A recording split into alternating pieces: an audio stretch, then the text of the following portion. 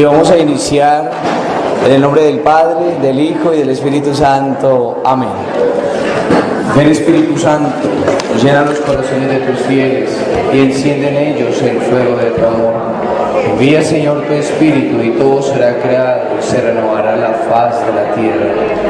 Oh Dios, que leccionaste los corazones de tus fieles con la ciencia del Espíritu Santo, haz que guiados por ese mismo Espíritu saboremos las dulzuras del bien y gozemos siempre de sus divinos consuelos por Cristo nuestro Señor. Amén.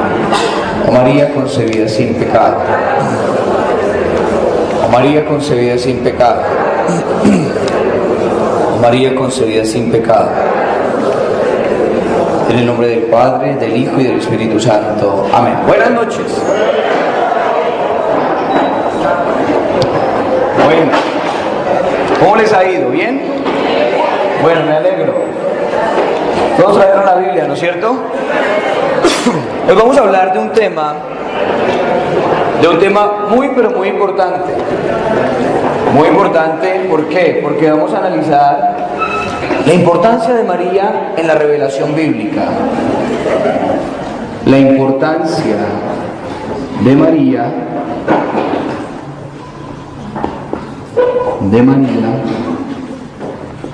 en la revelación bíblica. María, la Virgen, ¿no? La importancia de María o de la Virgen María en la revelación bíblica. Nosotros tenemos que partir de una cosa muy interesante y es descubrir que en la Sagrada Escritura, especialmente en el Nuevo Testamento, no encontramos muchas citas bíblicas que nos hablen de María. Son pocas, pero estas citas bíblicas aparecen en los momentos más importantes para la historia de la salvación. ¡Ave María! ¡Para bien!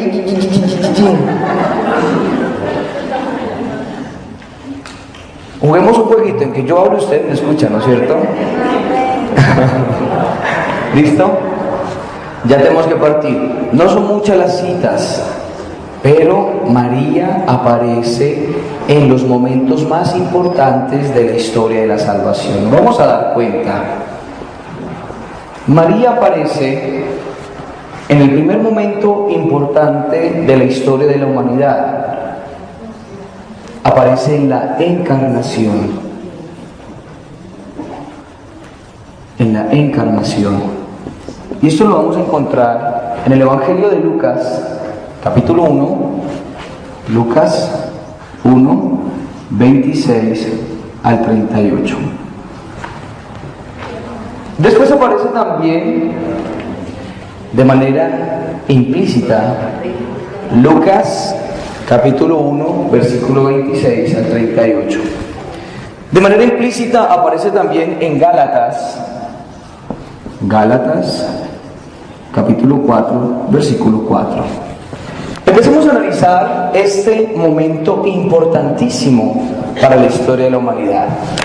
Después vamos a analizar otros elementos, otros momentos importantes. ¿Los escribimos o los vamos explicando uno por uno? ¿Los escribimos todos? ¿Sí? Bueno, listo. Entonces escribámoslos todos. María también aparece en la infancia de Jesús. La infancia de Jesús. La infancia de Jesús. Aquí esto lo encontramos. La infancia de Jesús solamente se encuentra en 2 evangelios. En Mateo capítulo 1 al 2 y Lucas capítulo 1 al 2. Mateo capítulo 1 al 2 y Lucas 1 al 2. ¿Listo? Segundo momento importante, la infancia de Jesús.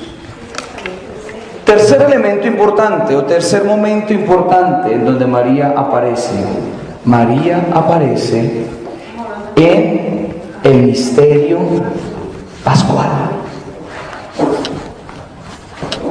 O pongámoslo más bien, en el ministerio, cambiémosle, en el ministerio de Jesús. al inicio y al final. Y nos vamos a dar cuenta que el cuarto evangelio, el evangelio de Juan, nos presenta una gran inclusión desde el inicio hasta el final, en donde aparece la figura de María en las bodas de Caná, y eso lo vamos a explicar más adelante. Juan capítulo 2 versículos 1 al 11, y la gran inclusión de Juan con una palabra, y en Juan capítulo 19 versículos 25 al 27. ¿Y saben cuál es esa gran inclusión? Una palabra, en donde Jesús llama a su madre, la llama mujer. Y eso lo vamos a explicar más adelante. ¿Por qué? Porque es preciosísimo. En las bodas de Canaán, Jesús llama a su madre mujer, y al final, ¿qué le dice al discípulo que tanto amaba? Antes de decirle, dice, mujer, ahí tienes a tu hijo. ¿Sí ven? Hijo, ahí tienes a tu madre. Y vamos ahora a explicar, después de que termine esto, vamos a explicar esa palabra mujer, que tiene una gran importancia en la Sagrada Escritura. Demasiado importante. Una mujer. ¿Listo? También aparece María en esos momentos del ministerio público de Jesús. Marcos capítulo 3, versículos 20 al 25, en donde llega María y los hermanos de Jesús. Nunca dice la Sagrada Escritura los hijos de María, ojo, no dice los hijos de María, dice estaban su madre y sus hermanos. Nunca dicen los hijos de María. ¿Listo? Te están afuera y te buscan. ¿Qué dice Jesús? ¿Quiénes son mi madre y mis hermanos? Y lo vamos a explicar. ¿Por qué? Porque esta cita es demasiado importante en el pensamiento de Marcos. Bueno, eso lo vamos a explicar más adelante. ¿Listo? Entonces María aparece en la encarnación, en la infancia de Jesús, en el ministerio de Jesús. Juan nos presenta esa gran inclusión, y también María aparece en el nacimiento de la iglesia. En el nacimiento de la iglesia. En Pentecostés lo encontramos en Hechos, capítulo 1. Hechos, capítulo 1, versículo 14. Pero no solamente aparece ahí, aparece también en Primera de Juan, Hechos, capítulo 1, versículo 14. En Primera de Juan, capítulo 1, versículos 1 al 2. 1 al 2. Y también aparece en el último libro, el libro del Apocalipsis, y ahorita lo vamos a explicar, capítulo 12, en donde aquí los exégetas, es decir, los estudiosos de la Sagrada Escritura, hablan de la importancia de María, pero también hablan de la importancia de la iglesia. ¿Listo? ¿Qué más le pedimos a la vida? Una mujer que aparece en esa historia de la salvación. ¿Listo? Empecemos con el misterio de la encarnación. Aparecer ahí. O sea, Dios había podido salvar al hombre de muchas maneras, de muchas formas. Hubiera podido salvarnos a nosotros, pero escogió el método más ordinario, no en cuanto a brusquedad, sino en cuanto a orden. Entra en la historia del hombre, se hace hombre, se encarnó en las entrañas purísimas de la Virgen. Ya habíamos explicado un poquito el término quejaritomene, ¿no es cierto? Quejaritomene, la siempre llena de gracia. Se encarnó. ¿Y qué es lo más interesante? A mí se me ha olvidado iniciar con dos cosas. Antes de empezar a estudiar, hablar de todas esas citas bíblicas, recordar las dos grandes cualidades de la Virgen. ¿Cuáles son esas dos grandes cualidades? La escucha y la obediencia. Escucha y obediencia. Nosotros vivimos en un mundo que habla mucho. Nosotros hablamos mucho, demasiado, pero escuchamos poco, no sabemos escuchar. ¿cuál era una de las características esenciales del pueblo de Israel? La escucha. Deuteronomio 6, 4 al 9. Shema Israel, Adonai Eloheinu, Adonai Echad. Es decir, escucha Israel. Escucha Israel. La escucha. ¿Por qué es tan importante la escucha? Yo les había dicho y les he dicho que en el mundo judío, entre los hebreos, no existe el verbo obedecer. No existe el verbo obedecer. ¿Por qué? Porque si ellos escuchaban, paraban la oreja, como los burros paran la oreja, podían entender, y al entender lo llevaban a la vida. Por eso el verbo obedecer es el mismo escuchar. Shema, le Shema, obedecer. ¿Listo? Bueno. La encarnación, ¿por qué es tan importante? Yo también les había dicho que en la cultura judía las mujeres no tenían ninguna importancia, estaban catalogadas incluso por debajo de algunos animales. Ver cómo Dios piensa distinto al ser humano, ver cómo Dios se vale de lo pequeño, se vale de lo sencillo, toma una mujer, y no una mujer adulta, sino que toma una niña virgen, que ese es uno de los grandes misterios que nos regala la misma palabra de Dios. La Virgen. Ese Dios se encarnó. Es decir, nos ama tanto a nosotros que toma esa morada humana en la Santísima Virgen María. Por eso podemos decir que Jesús es Hijo de Dios, como lo dice el Evangelio de Juan, lo dice el Evangelio de Marcos, Mateo, Lucas, todo el Nuevo Testamento. Es Hijo de Dios, es Dios, pero también Jesús es Hijo de la humanidad. Jesús es Hijo de Dios, pero también es Hijo de la humanidad. ¿Gracias a quién? A la Virgen María. Gracias al sí de ella, entró la salvación de Dios a este mundo. Al sí de ella. Eso lo vamos a analizar más tarde. Gálatas 4:4, ¿qué nos dice Pablo? El gran apóstol de los gentiles. El apóstol Pablo, mire cómo inicia Gálatas 4:4. Dice lo siguiente. Oiga, ¿yo puedo borrar o no? ¿Sí? Para poder ir explicando cada uno. Ponemos esto aquí. Aquí leen las citas bíblicas. ¿Sí ven? O sea, si nosotros nos ponemos a pensar, las citas de María no son muchas, los pasajes donde ella aparece, pero son demasiado importantes. En el nacimiento de Jesús, ¿no es cierto? En la encarnación, el gran misterio de la encarnación, aparece en la infancia, aparece también en el ministerio público de Jesús, y después también aparece al final de su vida.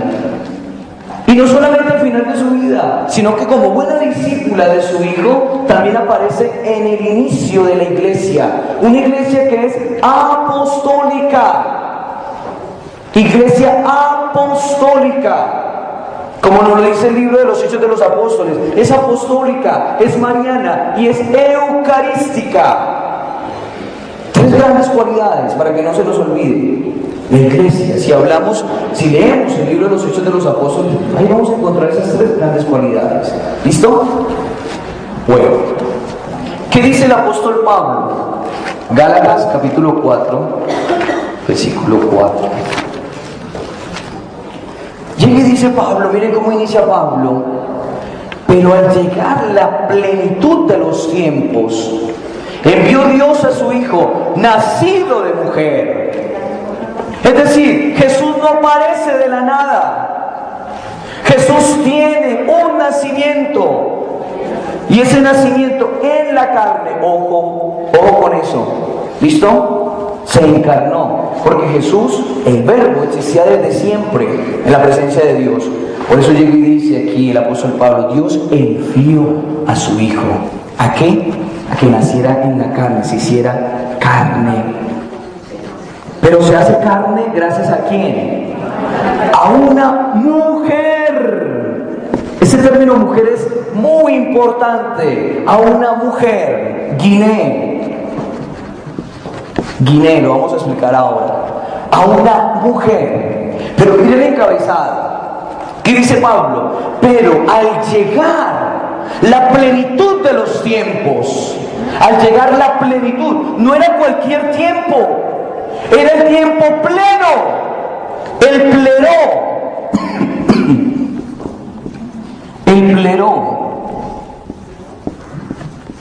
Pleró significa plenitud. Es que nosotros cuando leemos la escritura muchas veces como que no la leemos. Al llegar la plenitud de los tiempos. Y miren lo interesante, hay dos maneras de decir tiempo en griego. Tiempo, uno lo puede decir cronos,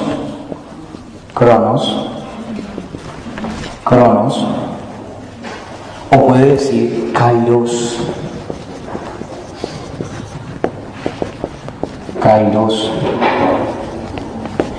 El tiempo cronos, ¿cuál es? El tiempo cronos es la sucesión de los segundos, de los minutos, de las horas, de los días, de los meses y de los años, ¿no es cierto? Pam. El tiempo kairos es el tiempo de Dios, es decir, el tiempo de la salvación. Y adivinen, ¿cuál de estos dos tiempos pone Pablo? Pone este. Al llegar la plenitud del kairos, Dios envió a su Hijo, nacido de una mujer, el tiempo pleno. Si nos estamos dando cuenta de la importancia de María, el tiempo pleno, no era cualquier tiempo, el tiempo de gracia y el tiempo de salvación, ese tiempo pleno del actuar de Dios en la humanidad llega a nosotros, gracias a Dios, pero también a una mujer.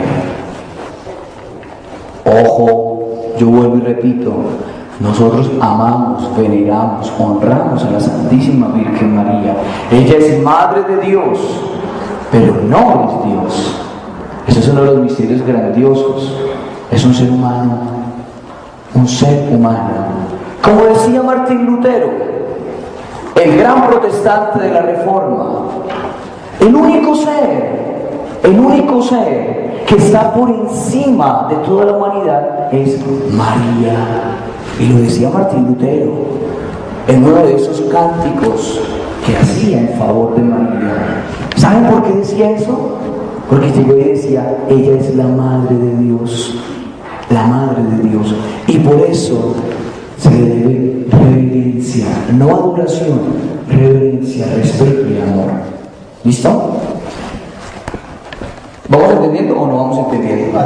Bueno, ¿va quedando claro o no va quedando claro? Bueno, en la encarnación, detengamos un momento. Lucas capítulo 1, ya son las 8. Lucas capítulo 1, versículos 26 al 38. Mira lo interesante. Yo lo voy a leer y voy a tomar algunos aspectos solamente, ¿vale? Algunos aspectos solamente, para que entendamos un poco. Yo borro acá. Esto es grandioso. O sea, como decía el lunes pasado Monseñor Fabio. ¿Qué decía Monseñor Fabio?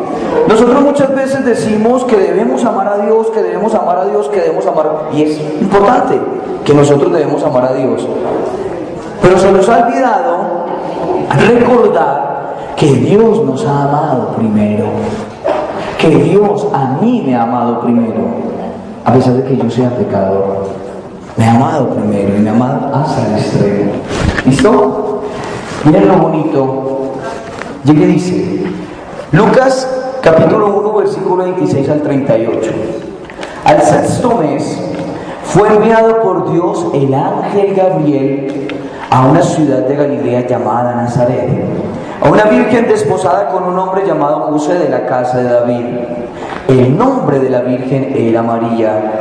Y entrando le dijo: alégrate, llena de gracia, el Señor está contigo.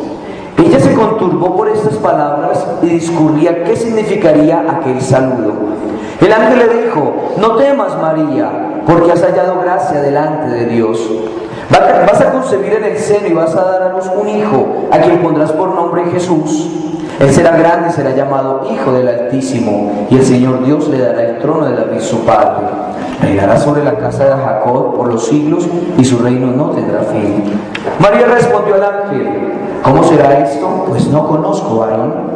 El ángel le respondió: el Espíritu Santo vendrá sobre ti y el poder del Altísimo te cubrirá con su sombra.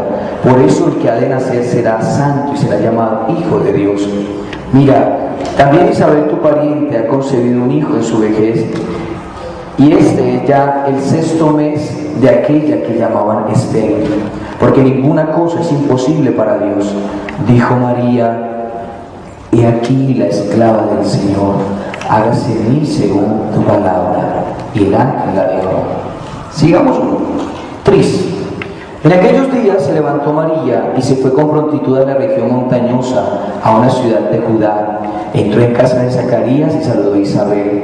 Y sucedió que en cuanto oyó Isabel el saludo de María, saltó de gozo el niño en su seno. E Isabel quedó llena de Espíritu Santo, y exclamando con gran voz dijo: bendita tú entre las mujeres, y bendito el fruto de tu seno. ¿De dónde a mí que la madre de mi Señor? ¿De dónde a mí que la madre de mi Señor? ¿De dónde aquí que la madre de mi Señor venga a mí? Porque apenas llegó a mis oídos la voz de tu saludo, saltó de gozo el niño en mi seno. Feliz la que ha creído que se cumplirían las cosas que le fueron dichas de parte del Señor. Listo, vamos a hacer un pequeño análisis. Dice que el 6º mes el ángel Gabriel fue enviado por Dios, es decir, Dios envió a su ángel. Ángel significa mensajero, ¿listo? Viene del griego ángelos, enviado, mensajero. Pero Gabriel es un arcángel, es decir, es el príncipe de los enviados, de los mensajeros. Fue enviado por Dios el ángel Gabriel a una ciudad de la Galilea llamada Nazaret. ¡Wow! ¿Nazaret qué era? Era un cucurucho, un pueblecito perdido en la nada. Miren lo espectacular, lo grande de Dios. Dios no piensa como nosotros, Dios piensa distinto. Dios se vale de lo pequeño, de lo sencillo. Por eso Jesús llega y dice: te alabo, Padre, porque esas cosas se las has manifestado a la gente sencilla, no a los sabios ni a los tontos. Lo pequeño, Nazaret, una pequeña aldea. Y en esa pequeña aldea vivía una jovencita, una niña llamada María, una virgen, desposada con un varón. Esa mujer se llamaba María. María, una niña, un pueblo pequeño, y se vale de una niña. La mujer no valía para nada, se vale de una niña. Miren lo interesante, cómo es Dios de respetuoso. Y entrando el ángel, la saludó. ¿Y qué le dijo? Alégrate, Jaire, Jaire, Jaire, Jaire, es decir, yo te saludo. Por eso nosotros decimos: Dios te salve. Pero no es que Dios va a salvar a María, como dicen algunos, porque era muy pecadora.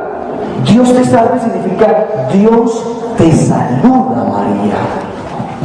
Como sucedía en la antigüedad, Ave César. El Ave María, Ave significa el saludo. Ave César, yo te saludo, César. Jaire, el saludo de la alegría. El ángel saluda lleno de alegría. ¿Por qué? Porque la humanidad está expectante, está en la expectativa ante la respuesta de María. Está en la expectativa. María perfectamente hubiera podido decir no. Está en la expectativa. El ángel la saluda. ¿Cómo sigue la palabra? Aquí aparece un verbo muy interesante. Nosotros lo traducimos llena de gracia. Lastimosamente, bueno, por cosas de la vida tenemos que traducir. Pero la palabra en griego es kecharitomene.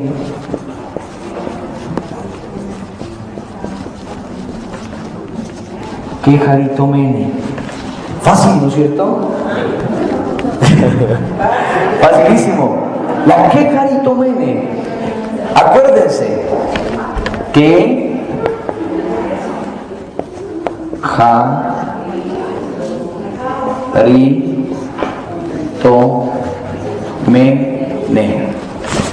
Kecharitomene es un verbo griego que está al perfecto. Es un verbo perfecto. ¿Cuál es la cualidad del verbo al perfecto? Que esa acción se realizó en el pasado, se realiza en el presente y se realiza en el futuro. Entonces, ¿cómo tenemos que traducir? La siempre llena de gracia. Si somos fieles al griego, la siempre, es decir, siempre, la siempre llena de gracia. La siempre llena de gracia. Si uno se pone a estudiar la Sagrada Escritura, no hay ninguna persona que digan que está en referencia a este verbo, que diga es siempre lleno de gracia. No, solamente María, la siempre, la kecharitomene. Eso ya nos da una indicación importante. Por eso María no es cualquiera. Por eso María no es cualquier pedazo, cualquier ser humano. Es un ser humano, sí, pero no es cualquiera. Es la Madre de Dios. Miren todo lo que nos dice la Sagrada Escritura. Y nosotros muchas veces leemos, pero no entendemos, ¿no es cierto? No entendemos. ¿Listo? Sigamos. Yo dije que iba a tomar algunos elementos nomás, no lo iba a tomar todo. María, cuando el ángel llega y le dice, María llega y dice, ¿cómo será esto? Pues no conozco varón. No vivía con José todavía. El ángel le respondió, el Espíritu Santo vendrá sobre ti, el Espíritu Santo vendrá sobre ti y el poder del Altísimo te cubrirá con su sombra. Por eso el que ha de nacer será santo y será llamado Hijo de Dios. Y el ángel le pone un ejemplo, mira, recuerda a tu prima Isabel, aquella que la llamaban estéril, está embarazada, ha concebido un hijo en su vejez, y este es ya el sexto mes de aquella que llamaban estéril. ¿Eso qué nos recuerda? Isabel, que es estéril, ¿a qué otro personaje de la antigüedad nos recuerda? A Sara, a Sara, a Sara. Pero esa mujer, Isabel, ha podido concebir por obra de Dios. Porque llega y dice el texto, porque ninguna cosa es imposible para Dios.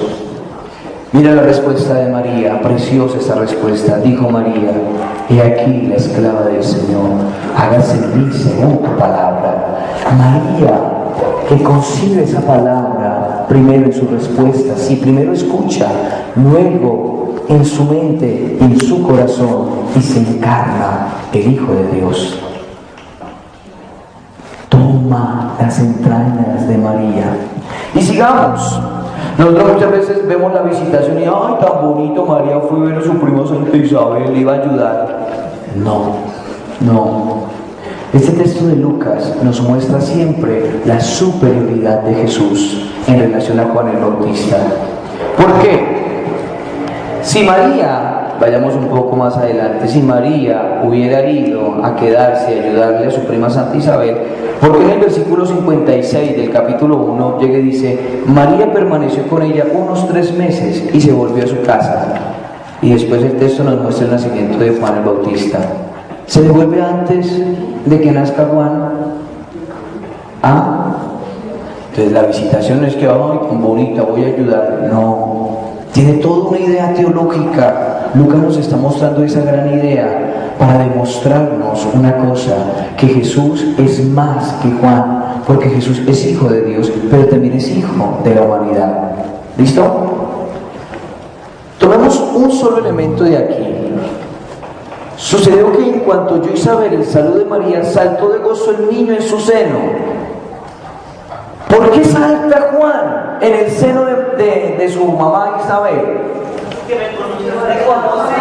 Salta de alegría. ¿Por qué? Porque la salvación está próxima en llegar.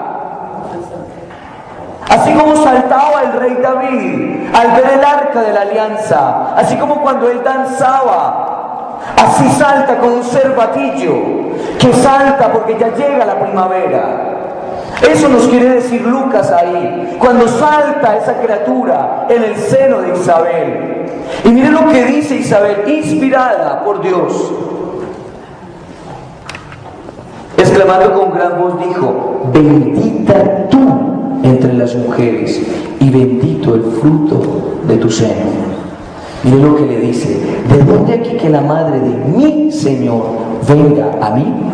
¿Cómo llama Isabel a María? Bueno, esto quedó claro, ¿no es cierto? Vamos quedando con algunos apuntes claros. Isabel, pero no lo dice por su propia cuenta, lo dice claramente inspirada por Dios. Llega y dice: ¿de dónde aquí que la madre de mi Señor, venga a mí? Isabel llama a María la madre de mi Señor. La madre de mi Señor. ¿A quién está remitiendo ese título, Señor? Al fruto de María. ¿Y quién es el fruto de María? Jesús. ¿Listo? ¿Hasta ahí vamos bien? ¿Me estoy haciendo entender? Y después llega y dice: porque apenas llegó a mis oídos la voz de tu saludo, saltó de gozo el niño en mi seno. Versículo 45, precioso. Feliz la que ha creído, la que creyó en esa promesa de Dios, la que creyó en esa palabra de Dios. Feliz la que ha creído que se cumplirían las cosas que le fueron dichas de parte, las cosas que le fueron dichas de parte del Señor. Utiliza el término Señor. Y este término Señor, ¿a quién lo está dirigiendo? Al Padre, al Dios Padre. Sí, Padre, ¿verdad? Sí, recordemos el versículo 26. Al sexto mes fue enviado por Dios el ángel Gabriel. ¿Quién le anuncia esas cosas a María? ¿Quién es el enviado de parte del Señor? Gabriel. ¿Pero quién mandó a decir esas cosas? Dios. Entonces, aquí aparece ese término Señor para Jesús y Señor para Dios su Padre. El término Señor en griego es Kyrios. Kyrios significa Señor.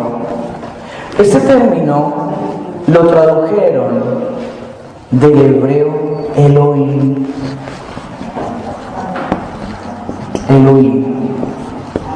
Elohim significa Dios.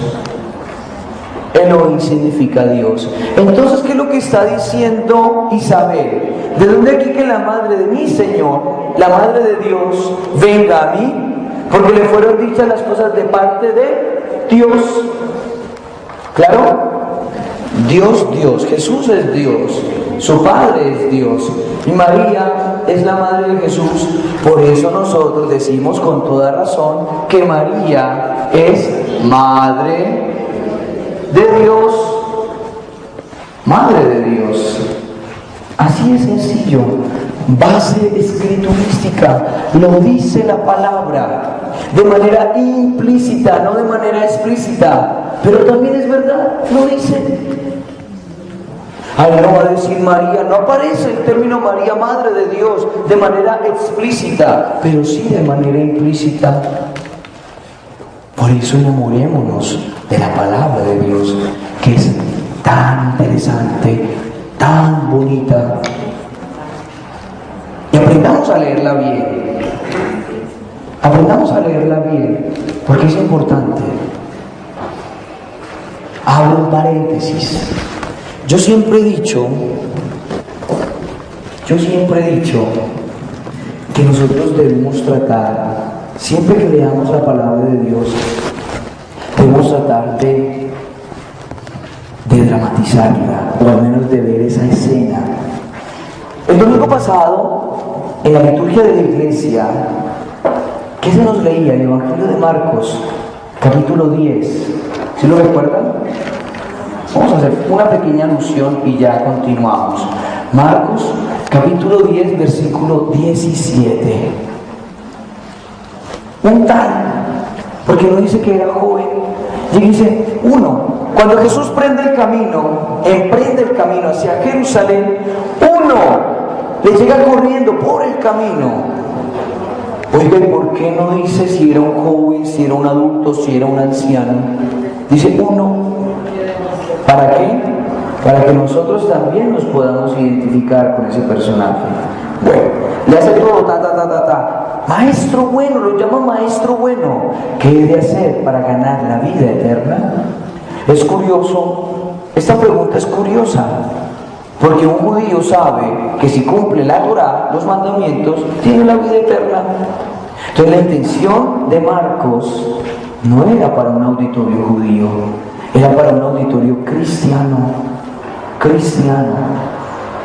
en donde no basta cumplir los mandamientos, falta otra cosa.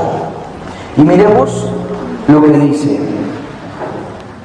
Jesús le dijo, ¿por qué me llamas bueno? Nadie es bueno sino solo Dios. Muchos pueden llegar y decir, si ve que Jesús no es Dios porque rechazó ese término bueno, no lo está rechazando. Quiere llevar a esta persona a que reconozca la bondad de los mandamientos y la bondad de otra cosa que más adelante va a decir. Ya sabe los mandamientos. Le dijo, maestro, todo eso lo he guardado desde mi juventud. Lo ha cumplido. Esta escena es preciosísima, es lindísima. Imaginémonos ese momento. Él, es decir, Jesús, entonces hizo esto. Jesús, fijando en él su mirada, Jesús, fijando su mirada en él, le amó. Muchas traducciones llegan y dicen, le abrazó. No es le abrazó. Jesús fija la mirada en él. Dios que se detiene a fijar su mirada y le amó. Yo me imagino esa mirada de Jesús penetrante. Y le dice, si bien la pedagogía de Dios, antes de hablar, atrae la atención, fijando su mirada en él, le amó y le dice, miren el verbo, no está en el pasado, y le dice, no le dijo, y le dice, para decirnos también a nosotros. Yo me imagino a Jesús con una sonrisa de oreja a oreja. Una cosa te falta, una cosa. Va, vende todo lo que tienes, dáselo a los pobres y luego ven y sígueme. Ven y sígueme. Es decir, el verdadero cristiano o la plenitud del cristianismo no se basa solamente en cumplir los mandamientos, se necesita seguir a Jesús por el camino. El verdadero discípulo es aquel que sigue a Jesús por el camino, que va detrás de él.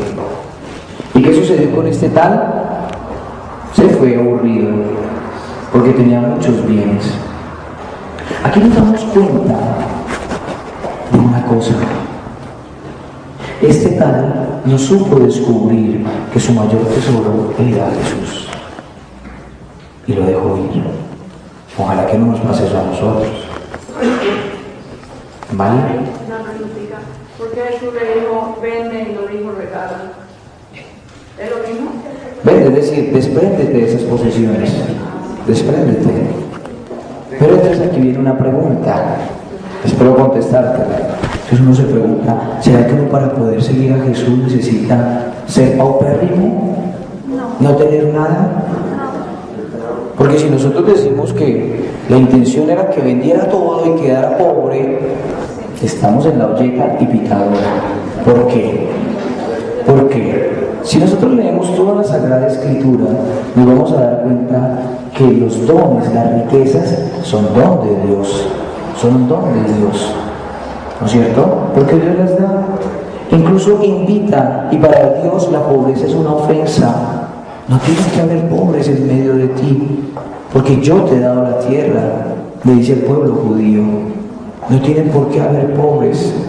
En el libro de Esther, de Ruth, la moabita especialmente, ¿qué hacían para tratar de aliviar un poco la pobreza de las personas? Cuando iban a cortar, a coger la cosecha del trigo, dejaban caer algunas espigas. ¿Para qué? Para que los pobres que venían detrás cogieran y se pudieran alimentar. La tierra es de Dios. ¿Cuál es el problema? El problema es si esas riquezas tienen el primer lugar en tu corazón y en tu vida. Eso es el problema. Por eso dice Jesús en el Evangelio de Mateo: no se puede servir a Dios y a Mamón o a Mamona. Mamón o Mamona no solamente son el dinero, Mamón o Mamona son todas aquellas cosas que separan al hombre de Dios. ¿Listo? Yo me imagino, siempre trato de ver esa imagen de Jesús. Y por eso yo los invito a que cuando lean la palabra de Dios, la lean con mucho cuidado. ¿Listo? ¿Quedó claro esto? Una pregunta pequeñita. Sí. Bueno, ¿qué es desposar? ¿Desposar? Sí, desposada como siempre no vivía por él. Es decir, se había hecho ya un contrato para el matrimonio, para el casamiento. ¿Sí? Un contrato. ¿Sí? Es decir, ya era prometida. Era la esposa, pero no vivían todavía, faltaba el rito. Sí. ¿Listo? ¿Cómo?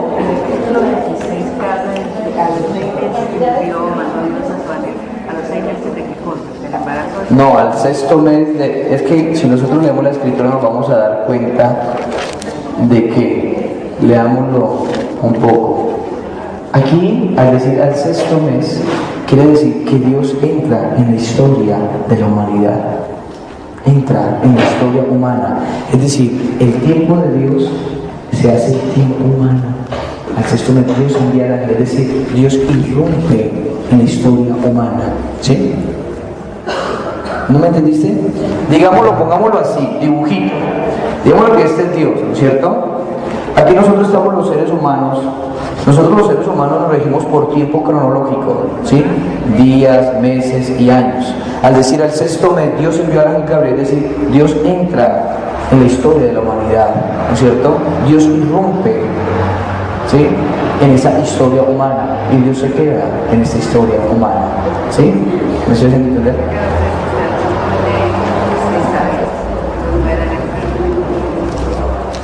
No. ¿Listo? Bueno, señora, Gilbert.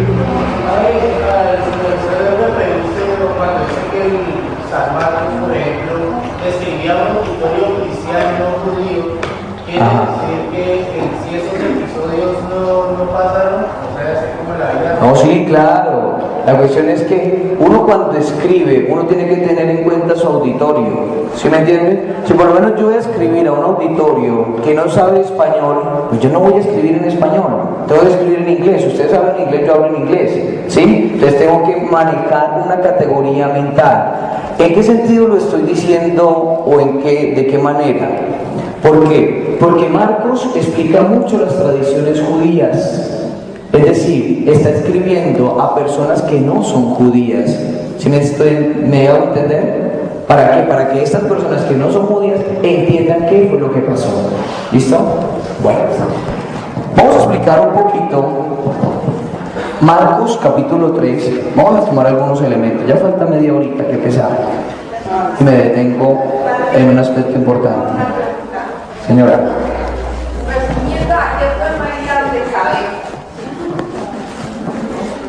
¿Cómo?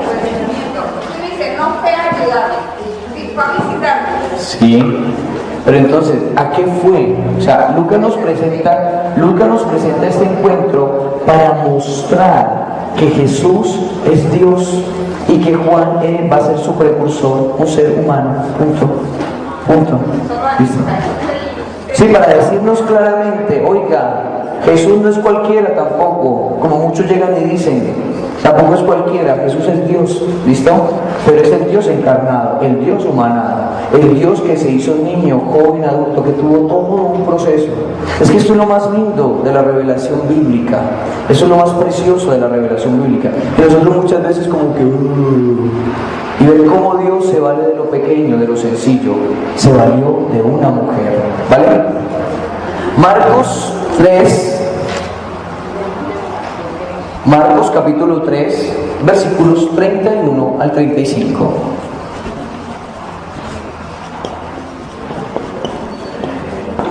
Este texto es precioso. Lastimosamente nosotros muchas veces no lo sabemos interpretar. Mira lo que dice el texto, ¿qué es lo que dice Marcos? Llega y dice, llegan su madre y sus hermanos. Y nosotros muchas veces, ay, la Virgen María tuvo más hijos. No. Ya hemos explicado el término, hermanos. ¿Por qué la Sagrada Escritura nunca dice los hijos de María? ¿Listo? Vamos a explicar esta idea, porque aquí nos podría parecer fuerte la acción de Jesús. Llega su madre y sus hermanos y quedándose fuera le envían a llamar. Estaba mucha gente sentada a su alrededor. Le dicen, oye, tu madre, tus hermanos y tus hermanas están fuera y te buscan. Él le responde, ¿y quién es mi madre y mis hermanos? Y mirando en torno a los que estaban sentados en corro a su alrededor dice, esos son mi madre y mis hermanos. Quien cumpla la voluntad de Dios, ese es mi hermano, mi hermana y mi madre. ¿Listo? Un elemento que nos puede ayudar a aclarar ese sentido es el versículo 21 del capítulo 3. Vuelve a casa, se aglomera otra vez la muchedumbre de modo que no podían comer. Se enteraron sus parientes y fueron a hacerse cargo de él, pues decían, está fuera de sí. Los parientes de Jesús, aquí no dice su madre, los parientes, ¿no es cierto? Hay una gran cercanía de estos dos textos. ¿Cuál es la idea que Marcos nos quiere expresar aquí? Si nosotros leemos la Biblia así, un pedacito, quedamos locos, ¿no es cierto? Y no entendemos. Si nosotros vamos a leer literalmente un versículo, dos versículos, incluso con la misma palabra de Dios, negamos la existencia de Dios, ¿no es cierto? Dios no existe, dice el Salmo. ¿Lo buscamos? Vamos a ver si lo recuerdo. Esperántico, ya lo busco, que no lo recuerdo. Busquemos el Salmo. Al inicio.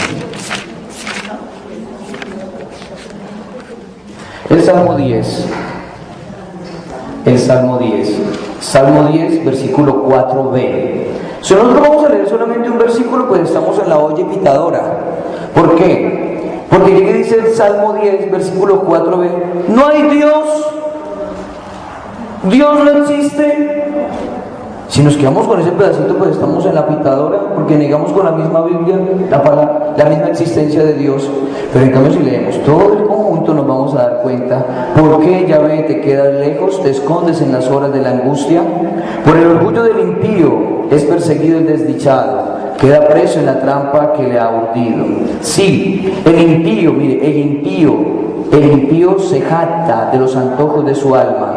El avaro que bendice menosprecia a Yahvé. El impío insolente no le busca. No hay Dios, es todo lo que piensa. ¿Quién? El impío.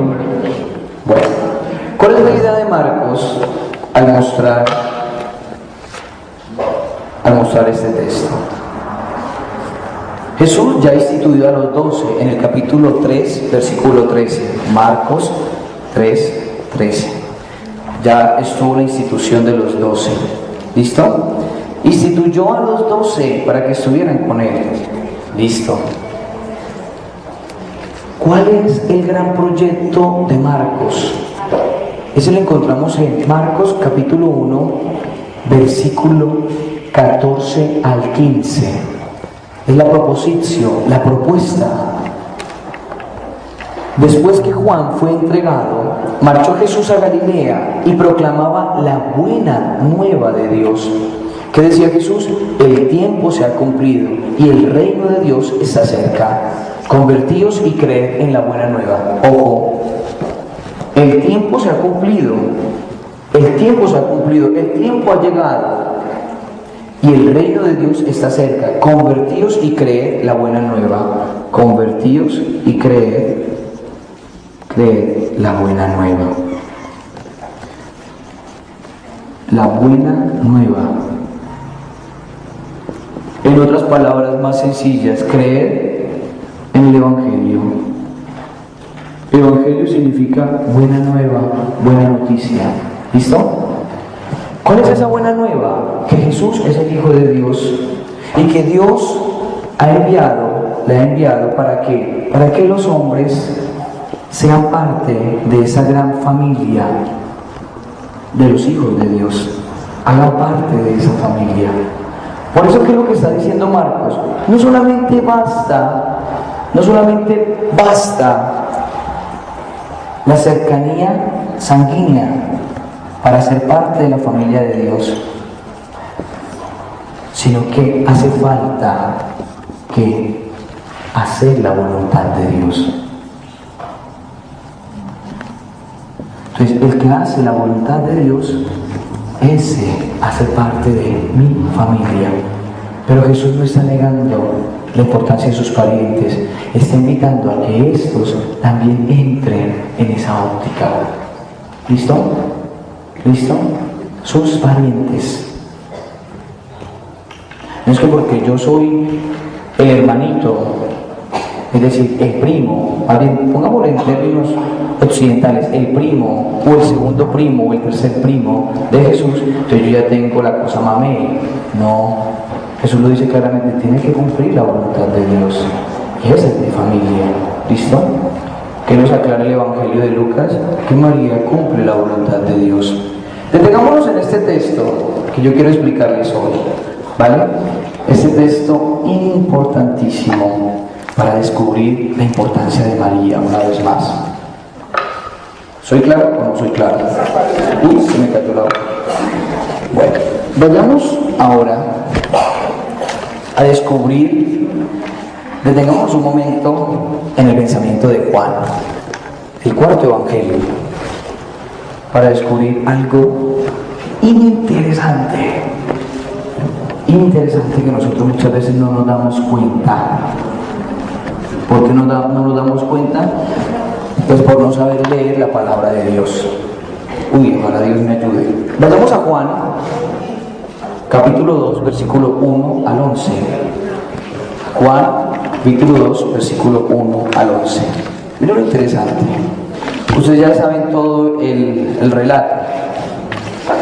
Yo quiero hacer alusión solamente a los primeros 5 versículos. Ya saben lo de las bodas de Caná, ¿cierto? En donde María intercede. ¿Se les acabó el vino? Por los esposos, ¿no es cierto? Se les acabó el vino. ¿Qué hace María? Se les acabó el vino. ¿Qué le dice Jesús? Mujer, no ha llegado mi hora. Miren esa embalada que le pega María a Jesús. ¿Sí? Como buena mamá. No es que todavía no ha llegado mi hora. ¿Qué le dice María? Le dice a los sirvientes, oiga, hagan lo que él les diga. Le echó a los sirvientes, ¿no? Así de sencillo. Qué embalada. ¿Y qué hace Jesús? Transforma el agua en vino. ¿Pero quién intercede? María. ¿Listo? Bueno. Detengámonos solamente en los primeros versículos, del versículo 1 al 5. Mire lo que nos dice el texto. 3 días después se celebraba una boda en Caná de Galilea y estaban allí la madre de Jesús. Fue invitado también a la boda Jesús con sus discípulos. Y como faltara vino, porque se había acabado el vino de la boda, le dice a Jesús su madre: ¿no tienen vino? Jesús le responde: ¿qué tengo yo contigo, mujer? Todavía no ha llegado mi hora. Dice su madre a los sirvientes: haced lo que Él os diga. Haced lo que Él os diga. Miren lo interesante, que tengamos solamente en estos primeros 5 versículos. Nos vamos a dar cuenta de una estructura preciosa. El versículo 1 nos habla este esquema, un esquema bien interesante que nos regala para hablarnos de la importancia de María. El versículo 1 nos habla de la madre de Jesús, es decir, María, la madre de Jesús. Versículo 1. Vayamos ahora al versículo 4. ¿Cómo llama Jesús a su madre? La llama mujer. Versículo 4. Y después, en el versículo 5, ¿qué nos dice el autor sagrado? Dice su madre a los sirvientes: madre. Un esquema, versículo 5, un esquema concéntrico, es decir, un esquema concéntrico, mujer, madre de Jesús, madre, en donde el término mujer está aquí en el centro. ¿Listo? ¿Listo? ¿Sí? Ustedes dirán, pero ¿qué vemos ahí? ¿Qué dice mujer? Sí, pero vamos a detener. Vayamos ahora a Juan, que es la gran inclusión, es decir, todo el Evangelio de Juan tiene esa gran inclusión desde el inicio hasta el fin. María está al inicio del Evangelio y está al final. Juan, capítulo 19, versículos 25 al 27. Y miremos el esquema tan interesante que nos regala. Juan, capítulo 19, versículo 25 al 27. Miren lo que dice: junto a la cruz de Jesús estaban su madre y la hermana de su madre, María, mujer de Cleofás, y María Magdalena. Jesús, viendo a su madre y junto a ella al discípulo a quien amaba, dice a su madre: mujer, ahí tienes a tu hijo. Luego dice al discípulo: ahí tienes a tu madre. Si uno llega y se pone a pensar, bueno, como lo decíamos anteriormente, si María hubiera tenido más hijos, ¿por qué Jesús se le entrega al discípulo amado? Pero bueno, aquí hay otra idea también muy interesante. Juan capítulo 19, versículo 25, ¿qué nos dice? Junto a la cruz de Jesús estaba su madre, la madre de Jesús. Versículo 25, ¿no es cierto? Después sigue el autor sagrado diciéndonos que Jesús, viendo a su madre y junto a ella el discípulo a quien amaba, dice a su madre. ¿Cómo llama Jesús a su madre? La llama mujer. ¿Versículo qué? Versículo 26. Y después llega el versículo 27. Luego dice el discípulo: ahí tienes a tu madre. Es decir, ya María, que es la madre de Jesús, no es solamente la madre de él, sino que también es la madre del discípulo. Versículo 27. Miren lo grandioso. Jesús llama al inicio, en la boda de Caná, llama a su madre mujer, y al final la llama también mujer. El término es el mismo esquema, ¿sí ven? Mismo esquema, pero aquí ya hay una apertura, o es casi similar. ¿Por qué? Porque después de que terminó las bodas de Caná, Jesús baja con sus discípulos y su madre y se van. Aquí nos está mostrando el autor sagrado una idea grandiosa. Mujer. Jesús llama a María, la llama mujer. Uno llega y dice: oiga, ¿cómo así? ¿Un hijo llamará a su mamá mujer? ¿Por qué le llama mujer? Guiné. Guiné significa mujer. El término guiné. ¿Qué nos está hablando el evangelista? ¿Cuál es la idea que hay debajo? que María es la nueva Eva. Eva significa madre de los vivientes. Ahora María es la nueva mujer. Aquella mujer que sí escucha la palabra de Dios, que sí obedece. Y a ser la nueva Eva va a ser la madre de todos los discípulos de Jesús. Vayamos a Génesis 3:15 para aclarar esta idea. Génesis 3:15. Miren lo que dice el Señor. Enemistad pondré entre ti y la mujer. Enemistad pondré entre ti, le está diciendo a la serpiente, entre ti y la mujer, entre tu linaje y su linaje. Él te pisará la cabeza, Él te pisará la cabeza. María es esa mujer